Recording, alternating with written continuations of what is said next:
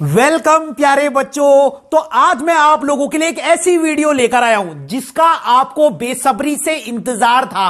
तो अगर आप अभिव्यक्ति और माध्यम के सिलेबस को लेकर चिंतित हैं और आपको अभिव्यक्ति और माध्यम की बहुत ही अच्छी तैयारी करनी है तो मैं आप लोगों के लिए अभिव्यक्ति और माध्यम के पूरे सिलेबस की 6 वीडियो लेकर आने वाला हूं। 6 वीडियो हर एक टॉपिक की होगी। तो आज हम इस लेक्चर की पहली वीडियो कर रहे हैं। तो रेडियो नाटक से कोई भी प्रश्न आ जाए XYZ वो इन्हीं में से होगा। अगर आप इस वीडियो को देख लेते हैं तो इसमें रेडियो नाटक से संबंधित सारे प्रश्न हैं। कोई भी प्रश्न आ जाए उसका जवाब आपको इस वीडियो में मिलेगा। और यह अभिव्यक्ति और माध्यम का आप यह समझ लीजिए यह पहला लेक्चर है। मैंने पहले भी इसका सिलेबस करवाया है लेकिन ये रिवीजन क्लासेस हो रही हैं और इसमें 6 वीडियो में मैं आपको 6 के 6 टॉपिक करा दूंगा जो आप लोगों के पास 12th बोर्ड परीक्षा में आने वाले हैं। तो सबसे पहला टॉपिक है लेक्चर 1, समझ लीजिए इसे आप, अभिव्यक्ति और माध्यम का।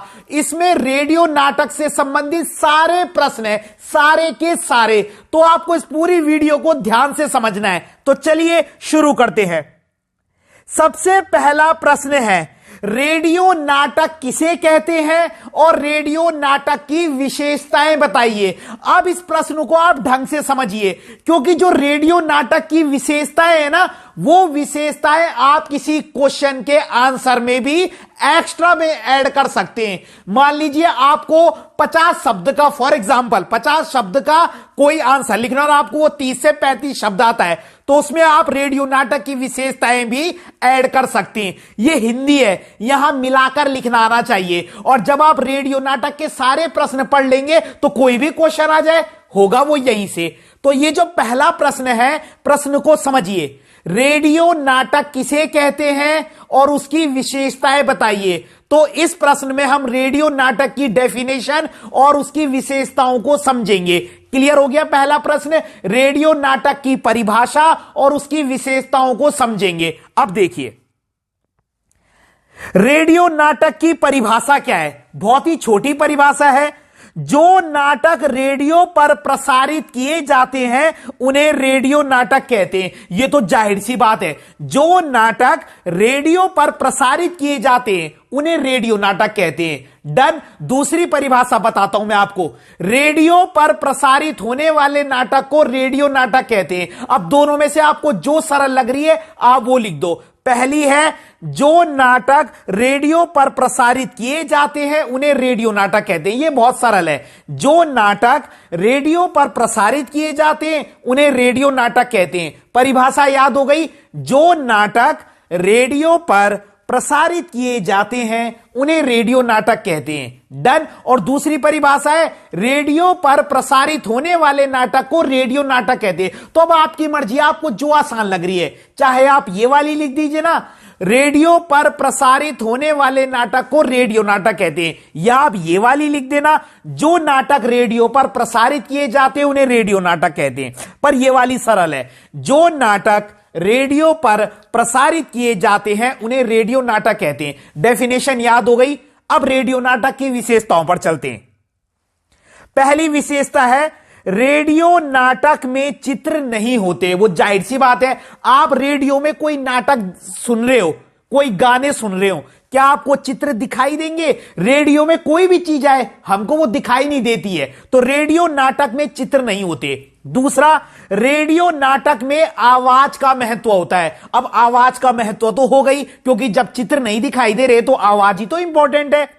फिर है, रेडियो नाटक में संवाद का महत्व होता है, डायलॉग्स। अब हमको चित्र तो दिखाई नहीं दे रहे तो डायलॉग्स पे ही डिपेंड होंगे हम। डायलॉग्स दमदार होने चाहिए तभी हम रेडियो पर कोई चीज सुन सकते हैं। हमको जब इंटरेस्टिंग ही नहीं लगेगी तो हम क्यों सुनेंगे। रेडियो नाटक में संगीत का महत्व होता है, म्यूजिक बहुत इंपॉर्टेंट है। अब जब चित्र नहीं दिख रहे तो म्यूजिक तो अच्छा होना चाहिए।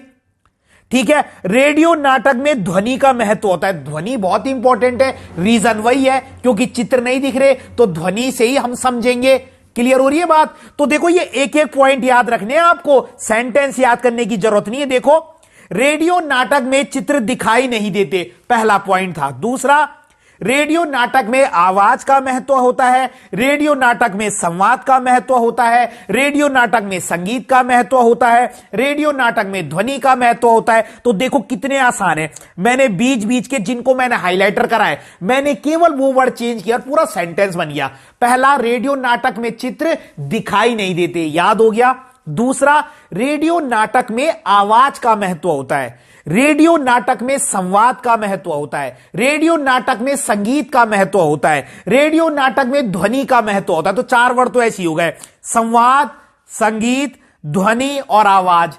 संवाद, संगीत, ध्वनि और आवाज। तो 4 वर्ड याद रखो और 4 सेंटेंस बना दो। और 5वां वही है, रेडियो नाटक में चित्र दिखाई नहीं देते। तो 5 सेंटेंस तो ऐसे बन गए हमारे। रेडियो नाटक में चित्र नहीं दिखाई देते, रेडियो नाटक में आवाज का महत्व होता है, रेडियो नाटक में संवाद का महत्व होता है, रेडियो नाटक में संगीत का महत्व होता है, रेडियो नाटक में ध्वनि का महत्व होता है। तो कितने सरल है। और उसके बाद 3 एक्स्ट्रा पॉइंट है जो बहुत इंपॉर्टेंट है, यहीं से प्रश्न बनते हैं। जो 7 और 8 पॉइंट है ना, यहीं से अगले 2 प्रश्न है।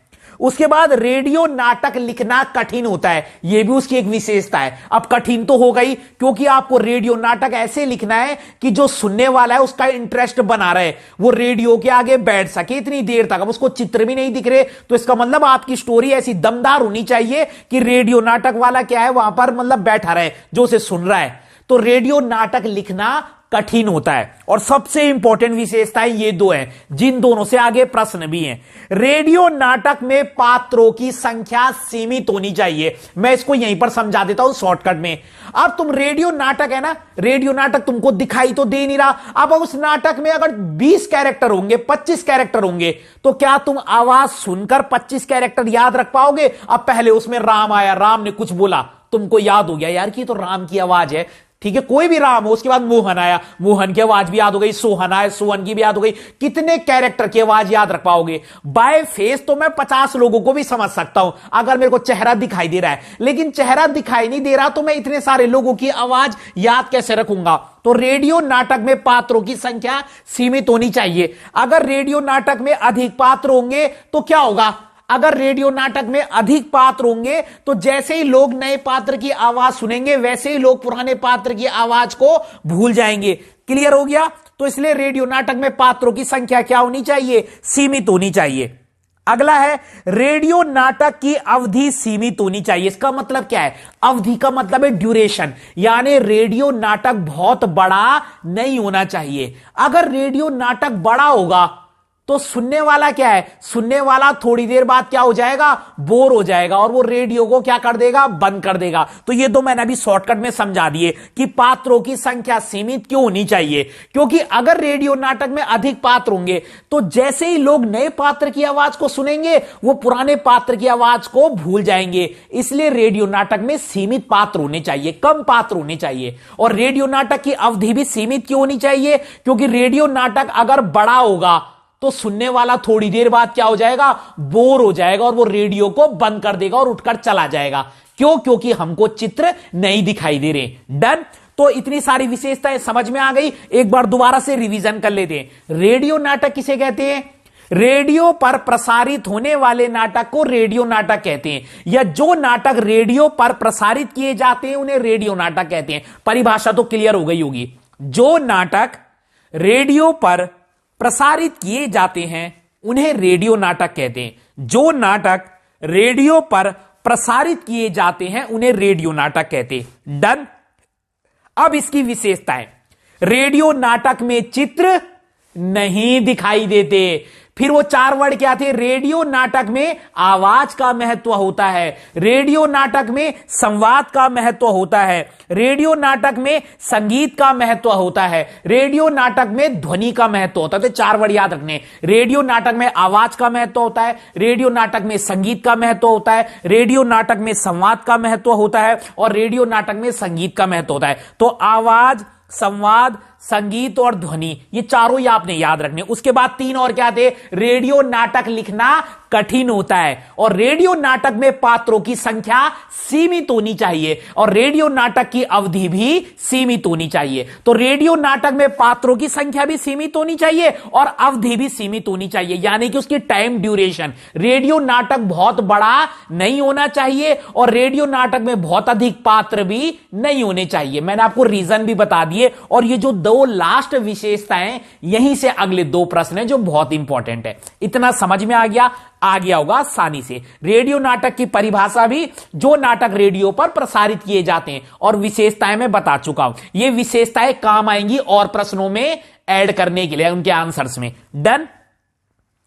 अगला प्रश्न है, रेडियो नाटक में पात्रों की संख्या सीमित क्यों होती है? वही जो मैं आपको बता रहा था, यही विशेषता एक क्वेश्चन है।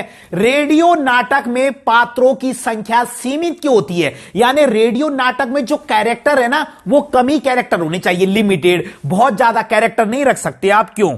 देखिए, अब आप पहले क्या लिखेंगे इसको बड़ा करने के लिए आंसर को। देखिए, रेडियो नाटक में चित्र दिखाई नहीं देते, इसलिए आवाज का महत्व होता है। यह आप कहीं पर भी ऐड कर सकते हो, ये 2 लाइनें। रेडियो नाटक में चित्र दिखाई नहीं देते, इसलिए आवाज का महत्व होता है, क्योंकि हम आवाजी पर बेस्ड है, हम आवाजी पर निर्भर है, मतलब। डन। अब इसके बाद आप क्या लिखेंगे? देखो, अब है मेन आंसर। अगर रेडियो नाटक में अधिक पात्र होंगे तो जैसे ही लोग नए पात्र की आवाज को सुनेंगे, वैसे ही लोग पुराने पात्र की आवाज को भूल जाएंगे। अब मैंने सीता, गीता, विनीता सबकी आवाज सुन ली, बाद में मैं मीना की आवाज भूलता रहूंगा। अब कितनी आवाज में याद रख पाऊंगा? आवाज से मैं 3 कैरेक्टर याद रखूंगा, 4, 5, 6 ही तो याद रखूंगा, 20, 25 थोड़ी रख पाऊंगा। इतनी मेमोरी थोड़ी है कि मैं आवाज से 20 लोगों को याद कर लूं। तो रेडियो नाटक में अगर अधिक पात्र होंगे तो जैसे ही लोग नए पात्र की आवाज को सुनेंगे, वो पुराने पात्र की आवाज को भूल जाएंगे। इसलिए रेडियो नाटक में पात्रों की संख्या सीमित होनी चाहिए। डन। और स्टार्टिंग में आप क्या लिखोगे आंसर बड़ा करने के लिए? रेडियो नाटक में चित्र दिखाई नहीं देते, इसलिए आवाज का महत्व होता है। रेडियो नाटक में चित्र दिखाई नहीं देते, इसलिए आवाज का महत्व होता है। डन। उसके बाद मैंने क्या बताया था रीजन आपको, क्यों होते हैं रेडियो नाटक में पात्र सीमित? अगर करके लिखना। अगर रेडियो नाटक में क्या है, पात्र अधिक होंगे, अगर रेडियो नाटक में पात्र अधिक होंगे तो जैसे ही लोग नए पात्र की आवाज को सुनेंगे, वो पुराने पात्र की आवाज को भूल जाएंगे, क्योंकि इतने सारे पात्रों की आवाज को याद रखना बहुत मुश्किल होगा। इसलिए रेडियो नाटक में पात्रों की संख्या सीमित होती है। अब इन 2 को लिख देना अगर आपको अच्छे मार्क्स चाहिए।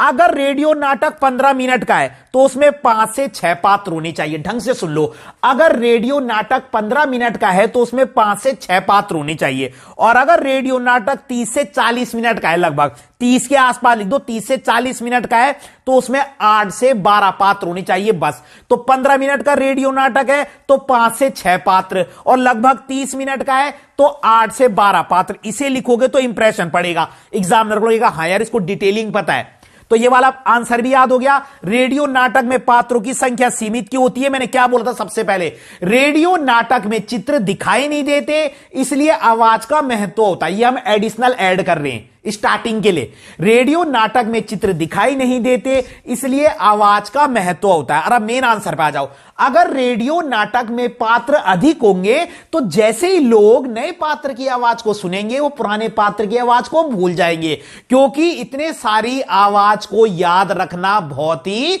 मुश्किल होता है। इसलिए रेडियो नाटक में पात्रों की संख्या सीमित होती है। लिख देना फिर, अगर 15 मिनट का रेडियो नाटक है तो उसमें 5 से 6 पात्र होने चाहिए। 15 मिनट के रेडियो नाटक में 5 से 6 पात्र, और 30 मिनट के रेडियो नाटक में 8 से 12 पात्र, 30 से 40 मिनट के मतलब। डन। उसके बाद है रेडियो नाटक की अवधि सीमित क्यों होती है?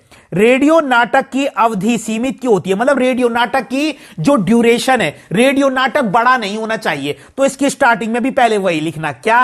रेडियो नाटक में चित्र दिखाई नहीं देते, इसलिए आवाज का महत्व होता है। ये स्टार्टिंग के लिए। अब मैंने सेम लाइन इसलिए भी लिखाई है कि आप लोग ना इतना कुछ, अगर आप इस वीडियो को देख लोगे ना, आपके पास दुनिया भर का कंटेंट होगा लिखने के लिए।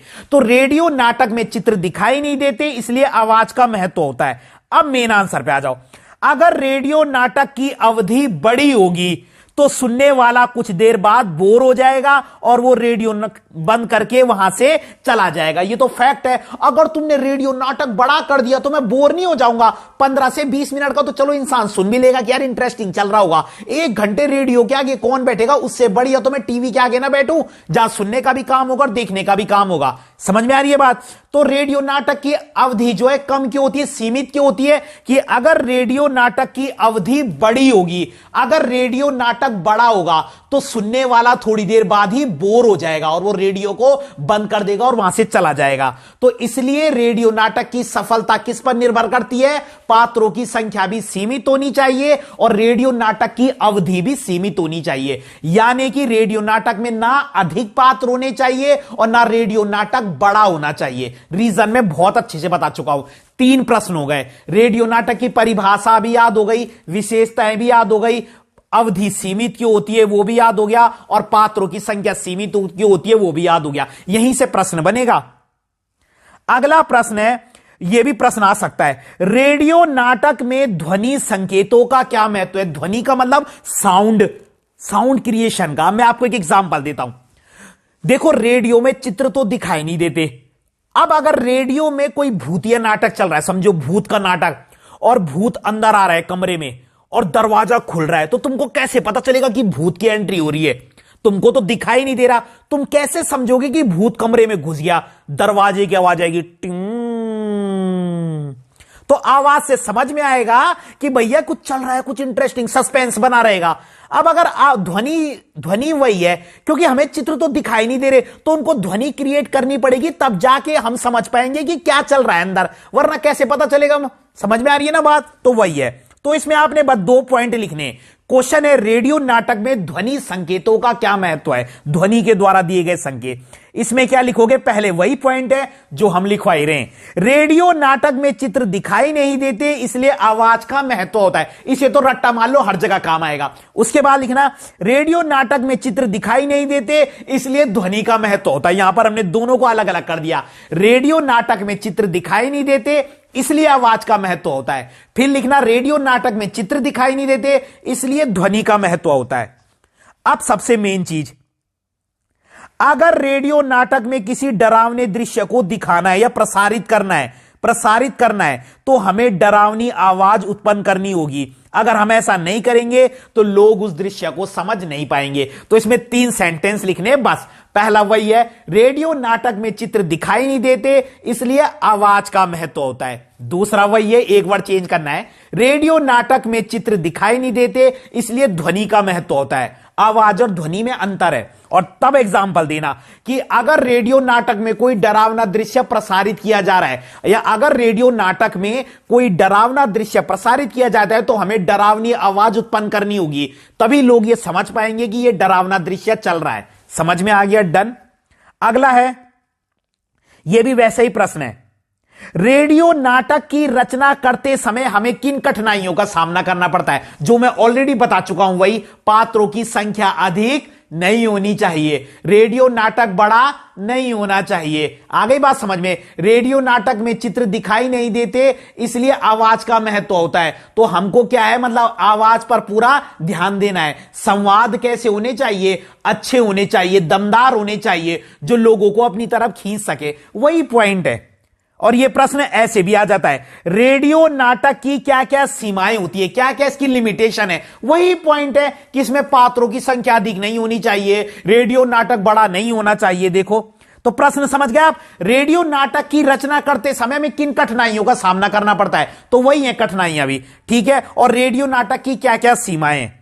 तो इसमें देखो, पहले वही है, पात्रों की संख्या अधिक नहीं होनी चाहिए, जो मैं बता चुका हूं, पात्रों की संख्या अधिक नहीं होनी चाहिए। दूसरा, रेडियो नाटक बड़ा नहीं होना चाहिए, ठीक है। पहला क्या है? रेडियो नाटक में पात्रों की संख्या अधिक नहीं होनी चाहिए। दूसरा क्या है शर्त? रेडियो नाटक की अवधि सीमित होनी चाहिए, या रेडियो नाटक बड़ा नहीं होना चाहिए। संवाद ना अधिक बड़े होने चाहिए और ना अधिक छोटे। कई संवाद इतने बड़े बड़े डायलॉग्स बोल रहे हो तो कोई फायदा नहीं है, ना बहुत छोटे, ठीक है। संवाद ना अधिक बड़े होने चाहिए, ना अधिक छोटे होने चाहिए। संवाद दमदार होने चाहिए, संवाद कठिन नहीं होने चाहिए। और रेडियो नाटक की कहानी में एक्शन नहीं होना चाहिए। ये बहुत इंपॉर्टेंट है। एक्शन का मतलब क्या है? अब अगर तुम बाहुबली मूवी है ना, बाहुबली मूवी देखिए, बाहुबली मूवी का हिट होने का कारण मेन उसका एक्शन है। एक्शन कितना दमदार है। अगर वही रेडियो नाटक में बाहुबली मूवी दिखाई जाए जो पूरी एक्शन पर बेस्ड है तो लोगों के लिए कोई इंपॉर्टेंस नहीं है। हां, अगर उस नाटक में उसकी थीम ऐसे होगी जो समझने वाली होगी तो लोग समझेंगे, दिमाग लगाएंगे। लेकिन अगर एक्शन वाली वो है, तुम रेडियो नाटक में एक्शन का कोई दिखा रहे हो तो क्या फायदा? कोई फायदा नहीं, क्योंकि एक्शन तो हमने देख ही नहीं पाना। तो रेडियो नाटक की रचना करते समय हमें किन बातों का ध्यान रखना चाहिए या कौन कौन सी कठिनाई आती है? प्रश्न कैसे भी आ सकता है। रेडियो नाटक की रचना करते समय हमें किन बातों का ध्यान रखना चाहिए, है ना, या किसमें क्या क्या कठिनाई आती है, या इसकी क्या क्या सीमाएं, वही पॉइंट है। पात्रों की संख्या अधिक नहीं होनी चाहिए, रेडियो नाटक बड़ा नहीं होना चाहिए, संवाद दमदार होने चाहिए, संवाद ना बड़े होने चाहिए ना छोटे होने चाहिए, संवाद कठिन भी नहीं होने चाहिए, और रेडियो नाटक की कहानी एक्शन वाली नहीं होनी चाहिए। रेडियो नाटक की जो कहानी है वो एक्शन वाली नहीं होनी चाहिए। क्यों? क्योंकि लोगों को चित्र दिखाई नहीं देंगे तो उस एक्शन का कोई फायदा नहीं। देखो, मैं इतना कुछ इसलिए बता रहा हूं ना कि आपके पास इतना कंटेंट हो कि सब कुछ लिख दो। अगला प्रश्न वही है, रेडियो नाटक की कहानी का चुनाव करते समय किन बातों का ध्यान रखना चाहिए? बहुत सारी बातें हैं जो मैंने अभी ऊपर बताई, लेकिन इनमें से भी 3 बातें सबसे इंपॉर्टेंट है। पहला वही, रेडियो नाटक की कहानी में एक्शन नहीं होना चाहिए। तो मैं तुमको बता चुका हूं कि अगर रेडियो नाटक की कहानी में एक्शन होगा तो लोगों को वो दिखाई नहीं देगा, तो लोगों के लिए उसका कोई अहमियत नहीं है। दूसरा, पात्रों की संख्या सीमित होनी चाहिए। मैं बता चुका हूं कि अगर अधिक पात्र होंगे तो जैसे ही लोग नए पात्र की आवाज को सुनेंगे वो पुराने पात्र की आवाज को भूल जाएंगे, वो इतनी सारी आवाज याद नहीं रख पाएंगे। और उसके बाद रेडियो नाटक की अवधि सीमित होनी चाहिए कि अगर रेडियो नाटक बड़ा होगा तो लोग कुछ समय बाद क्या हो जाएंगे, बोर हो जाएंगे और रेडियो बंद करके वहां से चले जाएंगे। तो रेडियो नाटक की कहानी का चुनाव करते समय 3 बातों का ध्यान रखना चाहिए या रेडियो नाटक बनाते समय। इसके अलावा भी एक्स्ट्रा पॉइंट है। कौन से?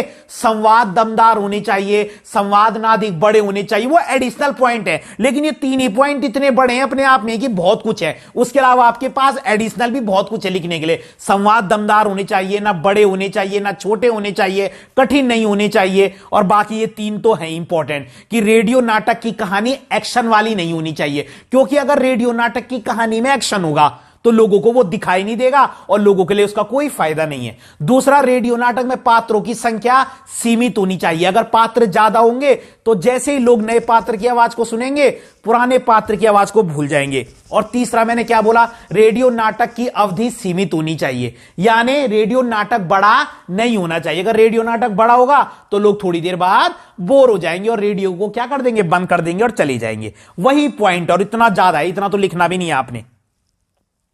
अगला क्वेश्चन है, रेडियो नाटक और सिनेमा रंगमंच में क्या डिफरेंस है? ढंग से समझो। अब रेडियो नाटक और सिनेमा रंगमंच, सिनेमा का मतलब जानते हो ना आप, ये टीवी वगैरह से मतलब है, और रंगमंच का मतलब होता है स्टेज। तो अब आप बताना टीवी वगैरह में रेडियो में क्या डिफरेंस है? सबको पता है। देखो, सबसे पहले जो सिनेमा रंगमंच है उसमें चित्र दिखाई देते हैं। सिनेमा देखते हो आप, मूवी वगैरह देखते हो, क्या आपको चित्र नहीं दिखाई देते? दिखाई देते हैं। और रंगमंच का मतलब होता है स्टेज। स्टेज में भी कोई भी नाटक होगा तो वो हमको दिखाई देगा। तो सिनेमा रंगमंच में क्या लिखोगे? पहला, इसमें चित्र दिखाई देते हैं। तो रेडियो नाटक की तरफ क्या हो जाएगा? इसमें चित्र नहीं दिखाई देते।